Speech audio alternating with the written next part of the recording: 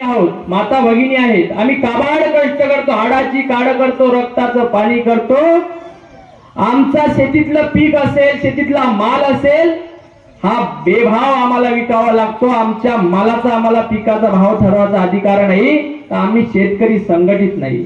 आणि म्हणून इथल्या शेतकऱ्यांनी संघटित झालं पाहिजे, माता भगिनी संघटित झालं पाहिजे। आपण काय करू नाही शकत?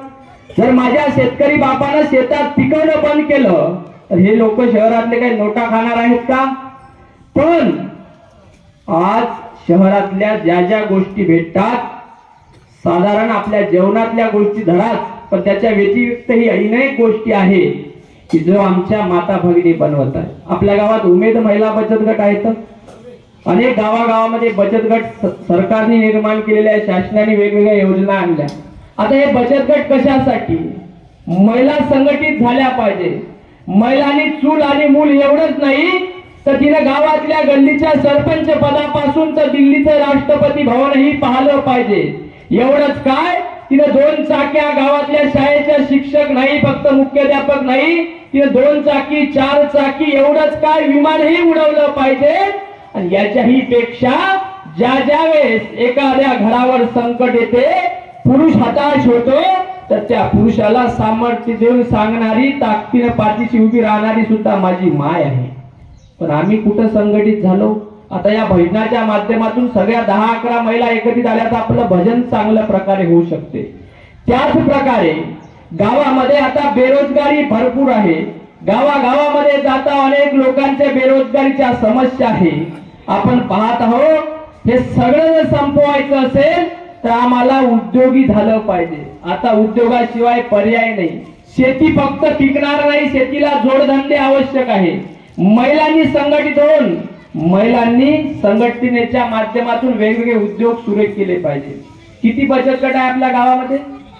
साधारण 4, 5, 10 किती आहेत बचत गट टाकू? 25। बापरे, म्हणजे 250 महिला बचत गटाच्या आल्या असतात, ते पुरा स्टेज भरला असता, पेंडॉल। असो, कामाधंद्याचे दिवस आहे, शेतीचे कामाचे दिवस आहे, माहित आहे आम्हाला।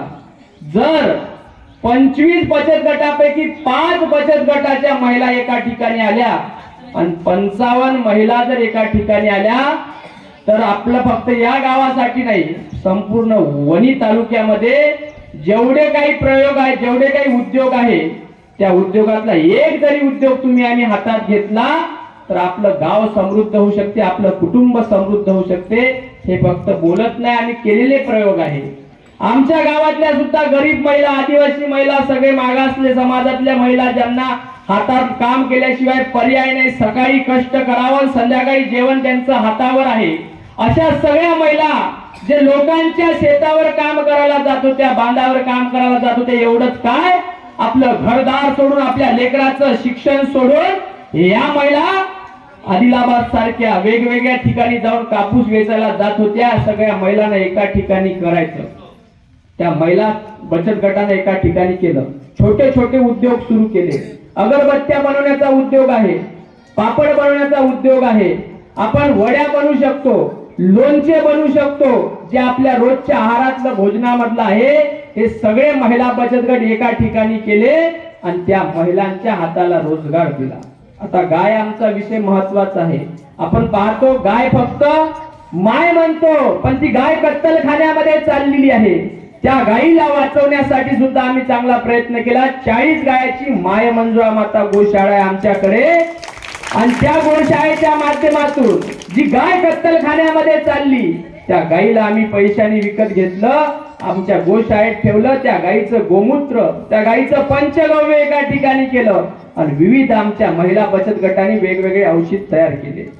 आता हे कोण करू शकते? इथं बसलेल्या सगळ्याच माझ्या माता भगिनी करू शकतात। त्यासाठी प्रशिक्षण आहे, त्यासाठी 5 महिलांचे आम्हाला नंबर लागतील, जे सुशिक्षित आहे, व्हॉट्सअप चालू शकतात, मोबाईल आहे ज्यांच्याकडे, त्यांना आम्ही मोजरीला प्रशिक्षण देऊ, त्यांच्या हाताला रोजगार देऊ, स्वतः ते उद्योगी झाले पाहिजे। उद्योगी जन सर्व पुजारी, आणि पूजा तयाची इमानदारी। आपली पूजा आता मंदिरातली पूजा करा नक्की, पण आपण उद्योगी झालो पाहिजे। उद्योग ही सुद्धा पूजा आहे, आणि ती उद्योग इमानदारीने करा, ते सुद्धा देवाची पूजाच आहे।